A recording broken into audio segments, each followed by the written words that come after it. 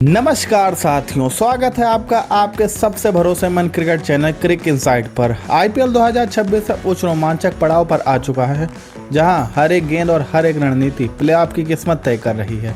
कल यानी 15 मई को नवाबों के शहर लखनऊ के इकाना स्टेडियम में होने जा रहा है इस सीजन का सबसे बड़ा मुकाबला, लखनऊ सुपर जायंट्स बनाम Chennai super king.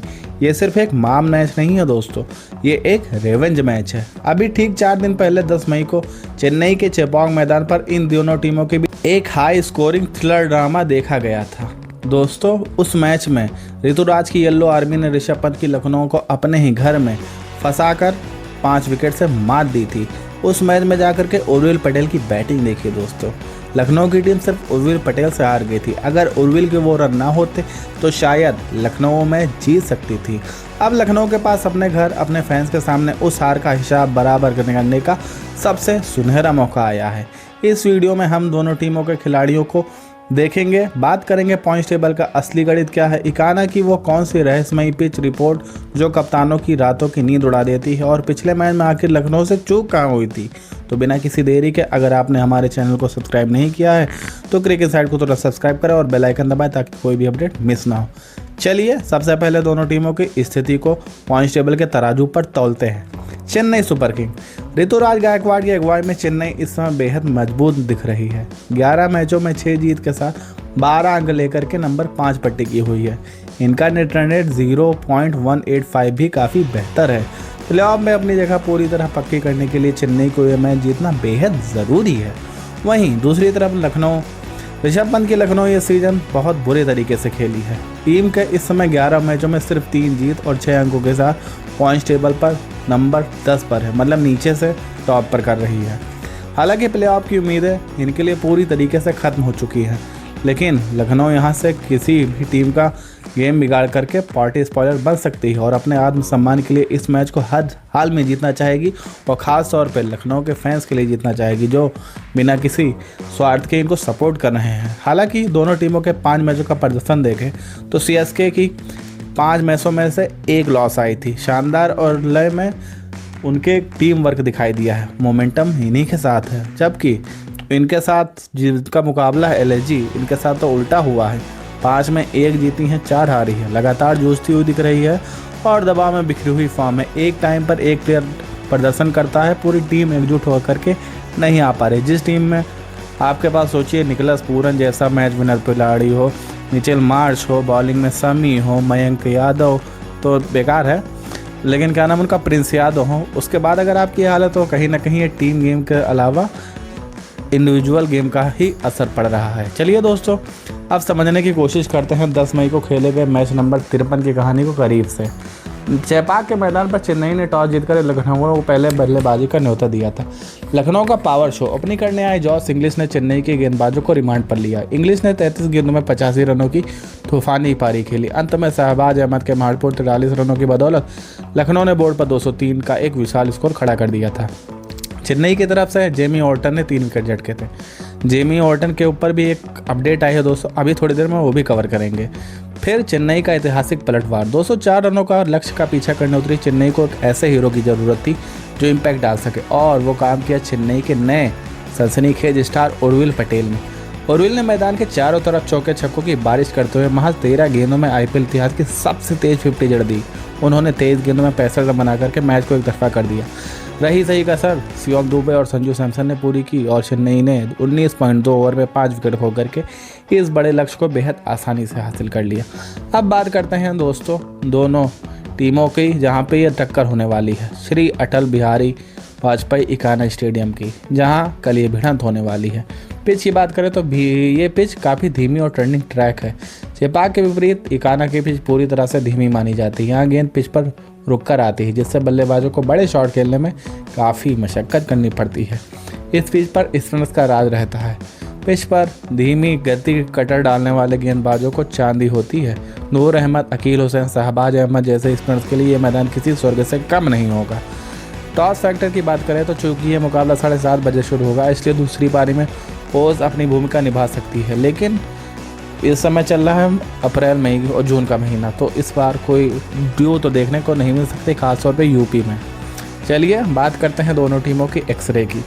Chennai super king का पूरा एक्सरे करते हैं। बल्लेबाजी में ऋतुराज गायकवाड़ और संजू सैमसन का टॉप ऑर्डर से बेहद सदा हुआ खेल रहे हैं। उर्विल पटेल के रूप में टीम को मिडिल ऑर्डर में एक ऐसा फिनिशर मिल गया है जो पहली ही गेंद से गेंदबाजों को उखाड़ सकता है। इस पिच पर चेन्नई के लिए एक्स फैक्टर होने वाले हैं शिवम दुबे। शिवम दुबे स्पिन को बहुत अच्छा खेलते हैं।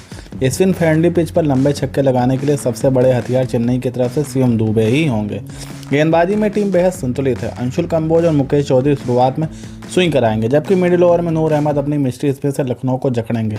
कमजोरी में ये लग रहा है ऑलराउंडर जिमी ऑर्टन की चोट ने चेन्नई के लोअर ऑर्डर मिडिल ऑर्डर को और तेज गेंदबाजी विकल्प को थोड़ा कमज़ोर तो ज़रूर किया होगा।